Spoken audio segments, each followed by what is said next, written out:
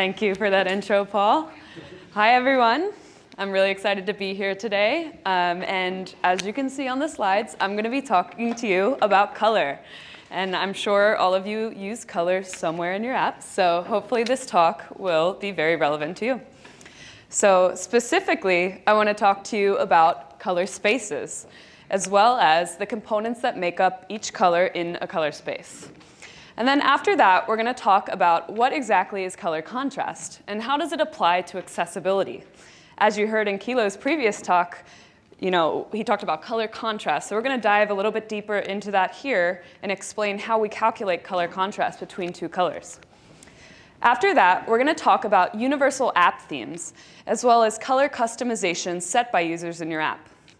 And this includes how to handle dark mode in your app, which was announced in iOS 13. And then, as I mentioned, we're going to talk about if your app allows users to set custom colors, how do you handle that in your app so that it's still accessible? And then finally, we're going to look at some code examples about how to handle these color collisions and how to make your app look great without changing too much of the selected color by the user. So let's jump right in. So to start, you might be wondering, what exactly is a color? So to get a basic definition here, we first need to consider three things. First would be the light source shining upon the object. Next, we would have the object that we're looking at. And finally, the human eye, which perceives the color projected from the object. Let's dive a little bit deeper into what exactly light is. So light is the main source of color. It shines upon an object. Objects then, they react to this light, and they either reflect the colors from the light or they absorb them. So colors that reflect all of the color in the light are perceived as white, while ones that absorb all of the color in the light are perceived as black. Let's look at an example of this. So here we have the sun shining upon our green leaf, and then we have our human eye looking at this object. So what you see as the end viewer is this green leaf. But let's talk about why is it green? How do we see it as green? So the sunlight shining on this leaf, all of the colors except for green are absorbed, while green is the color that's reflected. That's why we perceive this as green. So knowing all of this, let's now provide a more formal definition of what a color is. Whoops, went too far. Color is the characteristic of human visual perception of light as reflected by objects. I'll give you a moment to take that in. So now that we understand this, let's talk about how we describe and we measure color. So we do this through what is known as color spaces. You might know these also as a color model. We use these very often when we write code. So for example, when you define an object in the red, green, blue color space, that is known as the RGB color space. Another really common color space is known as HSB. We'll get more into what that is in the next few slides. But essentially, what you need to know here is that the definition of color space is that it describes the value of a color, and you use a range of tuples to describe each color component in that color space. So let's go ahead and look at the first color space we want to talk about today, red, green, blue. Now, it might be fairly obvious, but each color in this color space is made up of three components, red being the first, green is the second, and blue is the third. You can make a color in the RGB color space in Swift with the following line of code. Pretty simple. You might also notice a fourth color component here called alpha. This measures the opacity of the color, where 1 is fully opaque and 0 is fully transparent. Now, let's look at our second color space of today, HSB. This stands for hue, saturation, and brightness. Let's look at the first component of this color space, hue. Hue is the attribute of a color by which it is most identifiable. It's represented as a degree from 0 to 360, as seen on a common color wheel, such as this one. So the value red is the first color we're going to talk about. It's represented at 0 degrees. Then we have green, which is represented at 120 degrees. And finally, we have blue, which is at 240 degrees. So you can see here, each value of a color is represented at a different degree, and you can figure out, what color you want to use based just looking at this color wheel. Now, let's move on to the second component of the HSB color space, saturation. Saturation is the measure of the intensity of a hue of a color.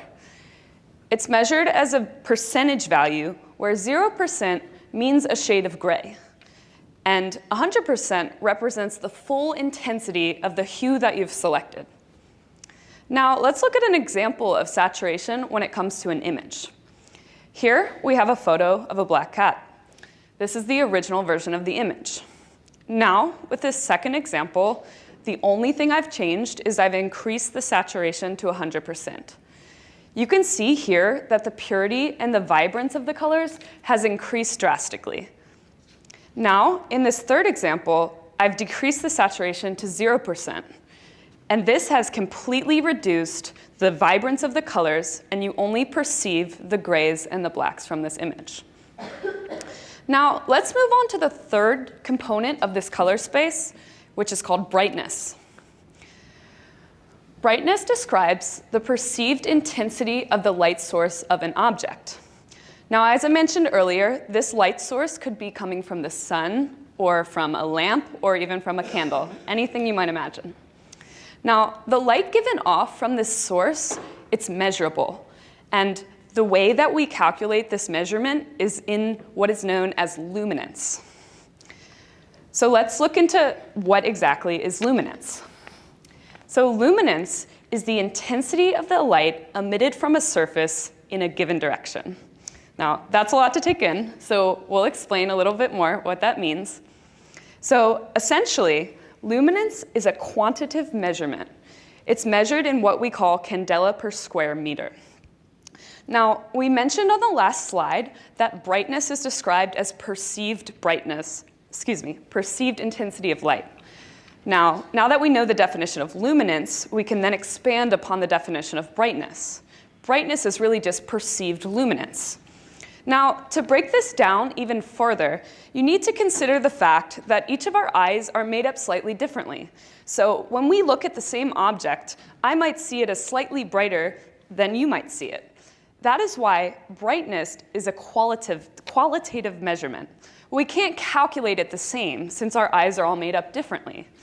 That's why we have luminance. It's a quantitative measurement. It will be the same value despite who's looking at the object. Let's look at an example of this. So here we have the same photo of the cat from earlier. The top version, the only thing that has changed is I've decreased the brightness.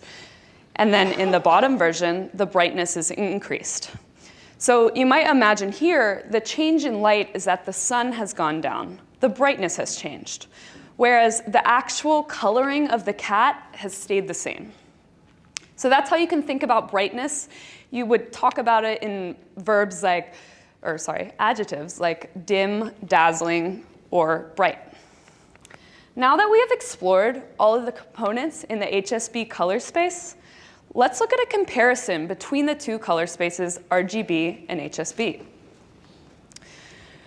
So you might be wondering, what's the difference here? Why would I use one over another? Well, let's start with the RGB color space. This was created first, and it's best used in computer graphics and for light-based technologies. So think of your phone, a computer monitor. Those are all most likely consuming RGB colors. The RGB color space is an additive model. And what that means is that the more color you add, the lighter color is going to be produced. So think about it when you define a color with the full maximum value of red, green, and blue, you get white. So the RGB color space can make up over 16 million colors. And using just this line of code, you'll get the color white. Now, HSB was developed after RGB, and it's a simple transformation from the RGB color space. That means colors in each color space can easily be converted between the two color spaces. The HSB color space was created so that it was easier for human consumption. Now, we have the three components, hue, saturation, and brightness, as I mentioned earlier. And if you remember from the color wheel, hue is what really defines the color in that color space. Remember, red is at 0 degrees, green is at 240, etc. So when you look at this line of code on the bottom, you can easily figure out that this is going to be a slightly bright shade of red, since our hue is at 0, saturation is at the full amount, and brightness is at 50%. Now, if you were to look at the same line of code in the RGB color space, it might not be as obvious. Unless you've memorized all of the combinations from 0 to 255 for all three components, and if you have, that's great, not me, then it's going to be really difficult to figure out what color is going to be produced without running your code or looking at it on a color picker. So that's pretty much the difference between RGB and HSB. So now that we all have a mutual understanding of that, let's move on to contrast and how it applies to accessibility. So color contrast is defined as the difference in brightness between two colors. We measure this as a value between 1 and 21, where 1 is the minimum possible contrast two colors can have, and 21 is the maximum contrast. Now, a high color contrast between two colors is ideal for optimal visibility. In fact, if it's not above a certain value, it would not pass what is known as the WCAG standard. WCAG stands for Web Content Accessibility Guidelines. Now, these are universal guidelines set to make your content more accessible to people with disabilities, including colorblindness. WCAG, as well as Apple, recommends a minimum color contrast ratio of 7 between your foreground and your background colors in order to ensure optimal visibility. This ratio ensures that your foreground content stands out enough from your background content to make your app easier to perceive. Now, let's look at how we calculate color contrast ratios. Here's the formula, and the two variables that you need to plug in are B1, where this represents the brightness of the lighter color, and B2, that represents the brightness of the darker color. And as I mentioned earlier, this will output a value between 1 and 21. So we'll get more into how we use this a little bit later, but for now, let's move on to our next section, custom coloring and universal app themes. A universal app theme is what we define as a set of colors that will define the coloring experience throughout your app. This could be things that affect button coloring, background coloring, and just kind of sets the tone of the coloring for your app. As a developer, you might choose to support this to delight your users and give them a more customized viewing experience on how they view your app. Here's an example from the Reddit app. Here's the same page viewed with 3 different themes. You'll notice, as I mentioned, things are affected like the background color of the banner, the tints on the button, as well as the total look and feel of the page. A more common example of universal app theming is light and dark mode. Many apps already support this. Here's a great example from the Twitter app. On the left, you'll see we have the light mode version, and on the right, we have the dark mode version. Now, managing what colors should show for each element in each theme can be very difficult to maintain and scale. You really have to get designers involved. You have to have a great color system. It's really challenging to manage, though. Imagine if Twitter forgot to set the coloring in dark mode and they kept it the same as day mode. You wouldn't even be able to read the tweet since we have a dark background color and we would have also a dark text color. Now, let's talk a little bit more about how to handle dark mode with the newly announced iOS 13 dark mode. Apple has made it really easy for us to maintain and scale these colors so that we don't have to worry about those things. Now, if you didn't hear about the announcement of dark mode at WWDC, here's a quick example. It essentially changes the total look and feel of your app so that it's a darker version of what you're used to. You can turn this on in your iOS settings in the accessibility menu. Now, let's look a little bit more into what you need to do to get your app up to speed so that it just works in dark mode. So you're probably familiar with the existing colors provided by Apple in the UiColor API. They're all listed here. And what these colors are is that they're static. At runtime, they're always going to look the same, whether you're in light or dark mode. Now, Apple recommends that you replace these with what is called dynamic system colors. They're very similar to what you just saw, but the main difference being that they change their value at runtime based on which mode you're in. Therefore, the shades shown from the color system red might be slightly darker in day mode and slightly lighter in dark mode. These colors will automatically adapt to vibrancy and accessibility settings. This means you can configure your UI with a system color just once, and then everything will just work in all of the modes. You can turn on high contrast mode in the accessibility settings of your iOS system. Let's look at an example of these colors. So here we have the same sort of color palette, but these are the system dynamic versions of these colors. On the top is the version of the color that will be shown in light mode. And then the bottom is the version of the color that will be shown in dark mode. It might be slightly hard to tell the difference from where you're sitting, but I guarantee you they are slightly different values. So it's also important to note that the exact value that these colors are resolved to might change between iOS versions. But Apple guarantees us that they will be compatible in each mode for the accessibility viewing experience. Now, similar to dynamic system colors, Apple also provides us with dynamic semantic colors. The difference here being that each color is named based on its usage rather than based on the color it resolves to. So these are really similar, and when you adopt these in your app, it provides a universal look and feel, and it matches the iOS system. So it makes your app look more native, and it works in both modes.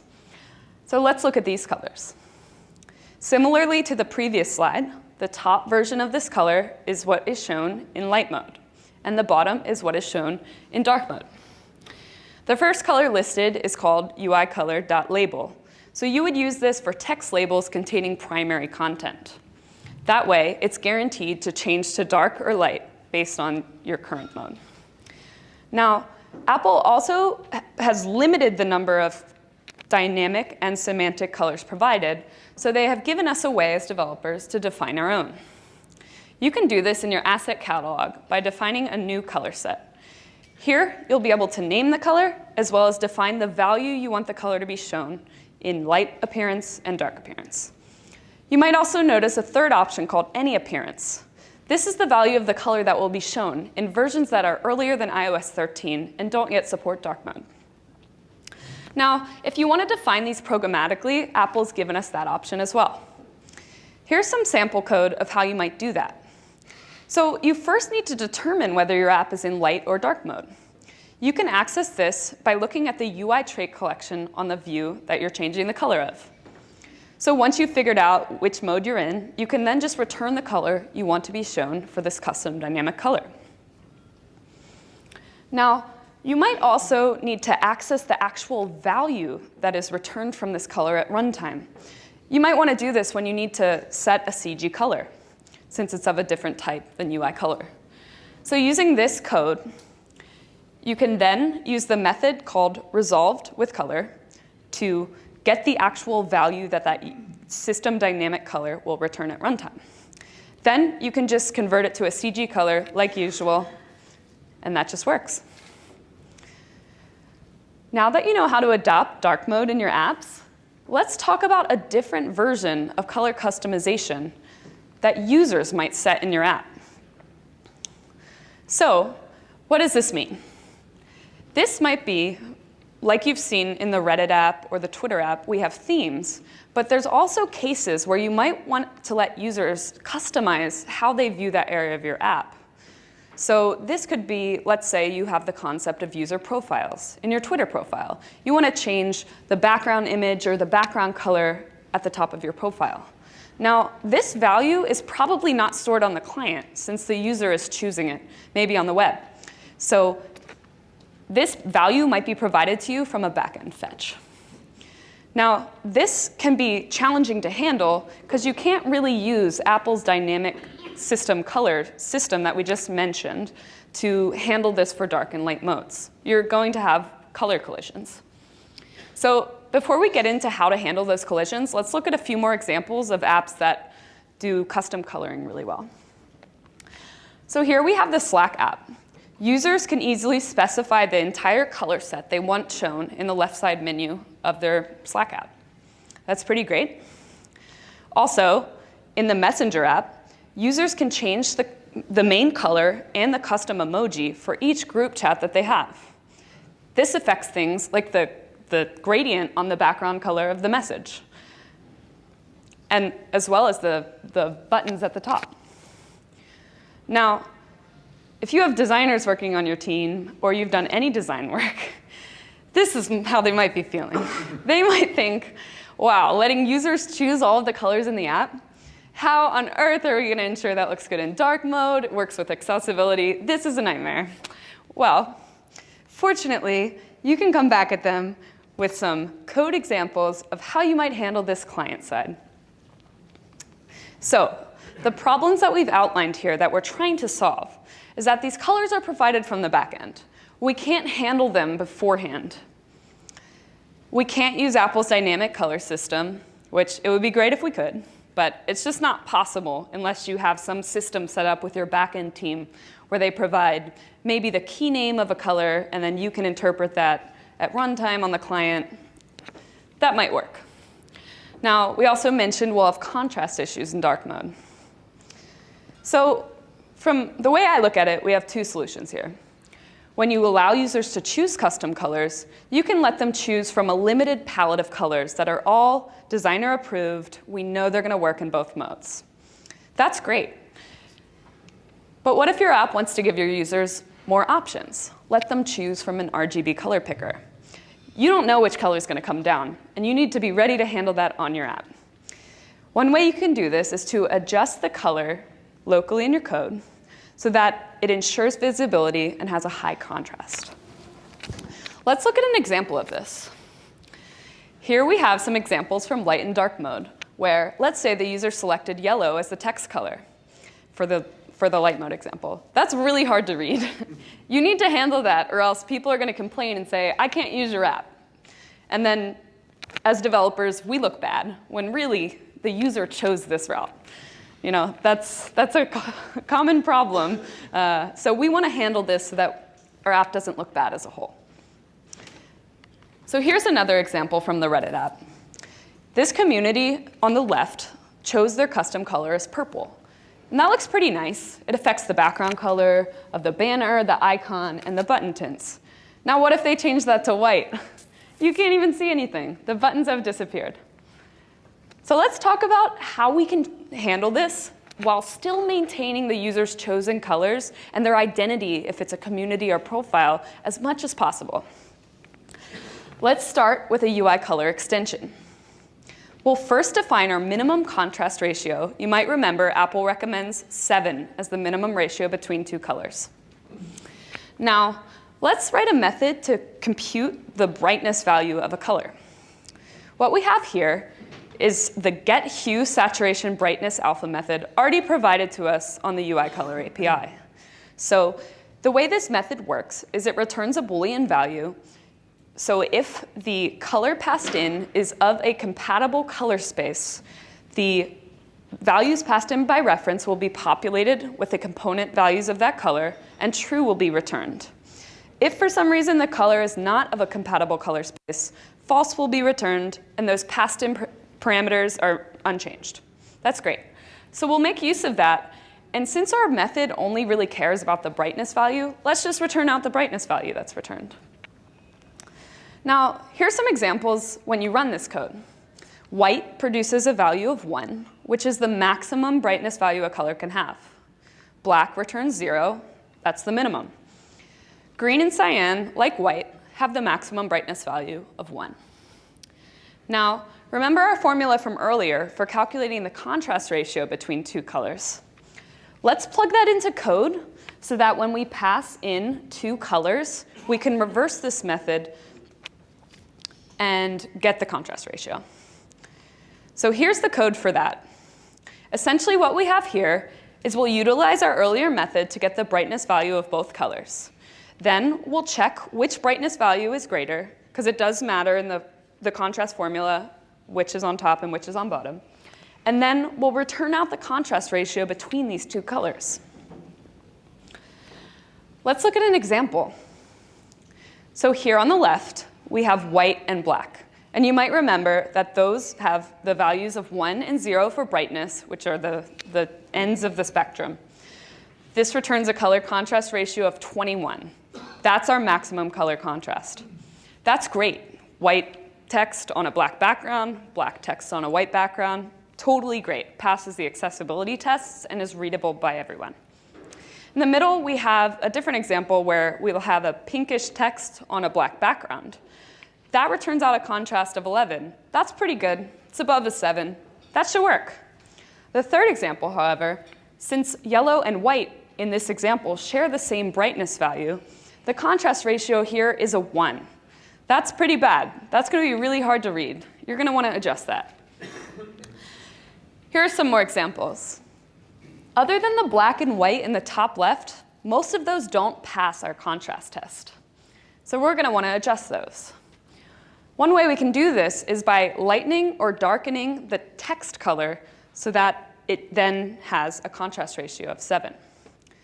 Let's write some code to do that. So first, the method we're going to write is we're going to pass in 2 colors. We're going to calculate the contrast between these 2 colors.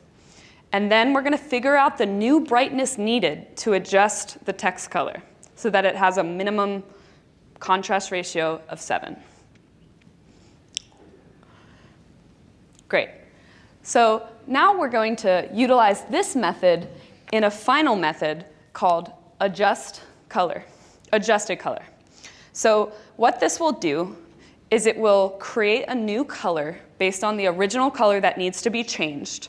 And we'll use this new computed brightness value so that we know that new color will then have the proper contrast ratio with the original color we tested it against. So you'll notice we use the same get, hue, saturation, brightness, alpha method. And the only thing we're going to change here when we make a copy of the original color is that brightness value. So then the output of this method is the adjusted color that we now want to use as the text color. So let's sum this all up with a final method that the consumer of this color extension only needs to know about this method. All the helper methods we wrote before will be utilized in this method, but no one else needs to call multiple methods. So this will essentially just return out an adjusted color for the best contrast ratio between the color you pass in. Here's an example. Before, we had a dark green color on a black text background. Then, when we run that through our method, we get this. That's much better. The contrast ratio now is 7 between these 2 colors. Here's another example with yellow text on a white background. The resulting color is this now very dark yellow, but now it's at a contrast ratio of 7. Isn't that much easier to read? So if you want to look at this code a little bit more closely, feel free to download the playground from my GitHub. Give everyone time to take their pictures.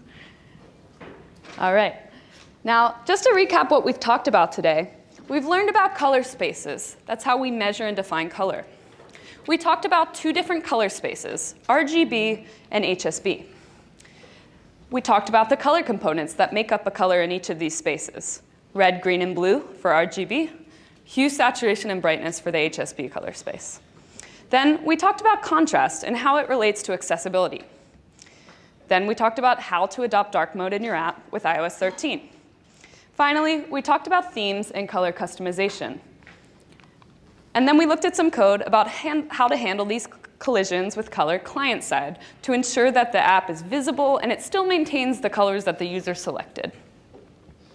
I hope you can take what you've learned today, apply it in your own apps to create a colorful viewing experience for your users. Thank you.